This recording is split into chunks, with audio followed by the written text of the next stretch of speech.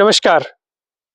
हमारे गेहूं, धान और अन्य खाद्यान्न फसलों में पौष्टिकता कम हो रही है और उसमें जहर की मात्रा बढ़ रही है। रिसेंटली कई न्यूज़पेपर में आपने इस विषय के ऊपर पढ़ा भी होगा। इस वीडियो को बनाने का उद्देश्य ये है कि मैं आपको क्लियरिटी देना चाहूँ, आप स्वस्थ रह सकें और आप बाकी लोगों को स्वस्थ कर सकें, हम हमारे देश की आबादी को स्वस्थ कर सकें। थोड़ी सी जानकारी रख के आप ऐसा कर सकते हो। देखिए, जो गेहूं में या किसी भी फसल में जो अपन खाते हैं, अनाज खाते हैं, उसकी पौष्टिकता कम हो रही है, हर कोई मानता है। और खासकर जो फेरस और जिंक यानी कि आयरन और जिंक की उसमें कमी हो रही है।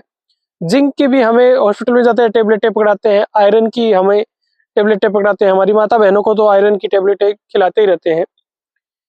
तो ये और उसमें जहर बढ़ रहा है, यानी कि जो हैवी मेटल्स हैं, आर्सेनिक वगैरह, वो बढ़ रहा है। पौष्टिकता कम हो रहा है, इसके भी कई कारण हो सकते हैं। जैसे हम वैरायटियों पे जा सकते हैं कि वैरायटी हाई यील्डिंग वैरायटी होगी ग्रीन रिवोल्यूशन के बाद, इसकी वजह से पौष्टिकता कम हो रही है। जमीन में दम नहीं रहा, ये रहा वो रहा, बहुत सारे रीजन हम ले सकते हैं। जहर बढ़ रहा है, इसके लिए भी कई कारक जिम्मेदार हैं, स्पेशली जिसमें पेस्टिसाइड और फर्टिलाइजर को कह सकते हैं। किसान के लेवल पे हम क्या कर सकते हैं और इसका जो दुष्प्रभाव है वो किसान सबसे पहले झेलेगा, देश की जनता झेलेगी। और उसका कारण ये है कि अनाज में दम नहीं रहेगा तो जो उस अनाज को खाने वाली आबादी है वो कुपोषित होगी और हो सकता है कि उसकी गुणवत्ता काफी कम हो न्यूट्रिशनल पॉइंट ऑफ व्यू से, तो वो एक्सपोर्ट भी नहीं हो। बहुत सी बातें हैं। किसान के लेवल पे हमें क्या करना है? देखिए, उस आपका जो दाना निकले उसमें पौष्टिकता डालने का सबसे शॉर्टकट सिंपलेस्ट तरीका ये है कि आप अपनी जैसे गेहूं की फसल ले लें, उस गेहूं की फसल में आप उसमें स्प्रे कर दें न्यूट्रिएंट्स का।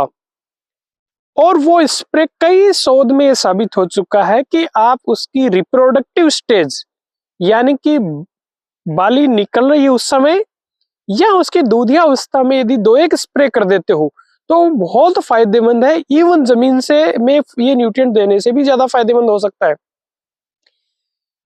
कारण उसका ये है कि हो सकता है हमारी जमीन में बहुत ज्यादा नमक हो या और किसी न्यूट्रिएंट की अधिकता हो, हमारी सॉइल में कार्बनिक पदार्थ कम हो, इसलिए वो न्यूट्रिएंट जो जमीन में हम जिंक और फेरस या मतलब मैग्नीज जैसे न्यूट्रिएंट, माइक्रो न्यूट्रिएंट दे रहे हैं, तो वो पौधे को उपलब्ध ही नहीं हो। तो उसका एक आसान तरीका ये है कि हम पत्तियों के थ्रू पौधे को दें। पौधे को पत्तियों के थ्रू दें और जब वो बाली के आसपास या दूध या अवस्था में यदि हम दें तो सीधा उसके दाने में जाएगा, ग्रेन में जाएगा और वो इन न्यूट्रिएंट की अवेलेबिलिटी बढ़ाने का एक अच्छा तरीका और सस्ता तरीका है। इसलिए एक चीज इसमें और ध्यान देनी है। आपके दिमाग में ये भी आ सकता है कि डॉक्टर साहब क्यों हम किसी को हमारा एक खर्चा बढ़ा के क्यों हम ऐसा करें? तो इसमें एक हम साइंस में नियम पढ़ते हैं, लॉ ऑफ लिमिटिंग फैक्टर। यानी कि किसी भी चीज का उत्पादन कह दो या उसकी क्वालिटी कह दो, वो उस फैक्टर पे निर्भर करती है तो सबसे कम मात्रा में उपलब्ध हो। इसको आपकी भाषा में समझाता हूं। हमारी सब्जी में सब कुछ परफेक्ट हो, यदि उसमें नमक बिल्कुल ना हो तो उसका स्वाद अब किस पे निर्भर करेगा? नमक पे। थोड़ा सा उसमें नमक बढ़ाओगे तो उसकी स्वाद बढ़ेगा। जहां तक उसका जो नमक जितना डलना चाहिए वहां तक उसको बढ़ाओगे तो उसकी टेस्ट बढ़ेगा। सिमिलरली प्लांट्स में भी ऐसा होता है कि मान लो जिंक बहुत ज्यादा डेफिशिएट है, फेरस बहुत ज्यादा डेफिशिएट है और हमारी सॉइल में आप जब कहीं एनालिसिस कर लें माइक्रोन्यूट्रिएंट में फेरस और जिंक की कमी है, गेहूं में तो मैग्नीज की भी कमी कई बार देखी जाती है। तो यदि ये फेरस और जिंक बहुत कम है तो वो प्लांट का जो पोटेंशियल यील्ड जो मिलनी चाहिए, सब कुछ गेहूं में परफेक्ट कर दो, ये दोनों की यदि कमी है तो वो जो उसका अपने को पोटेंशियल यील्ड मिलनी चाहिए वो नहीं मिलेगी। वो किस पे निर्भर करेगा? वो इनकी अवेलेबिलिटी पे निर्भर करेगा। तो यदि हमारे खेत में कमी है तो हम हमारे प्रोडक्शन पॉइंट ऑफ व्यू से भी इसको अप्लाई करें, हम हमारे देश की आबादी के लिए भी अप्लाई करें। और आप कुछ भी नहीं करें तो एटलीस्ट आप कुछ एरिया में तो इसको जिंक, फेरस या और जो मैग्नीज स्पेशली इनका स्प्रे करें, जो आप अपने घर पे खाते हैं उसके लिए तो आप एटलीस्ट करें। क्या डोज रख सकते हैं? 0.5% का स्प्रे इनका जाता है, यानी कि ये कह दो कि आपका 500 लीटर में 2-2.5 किलो जाएगा।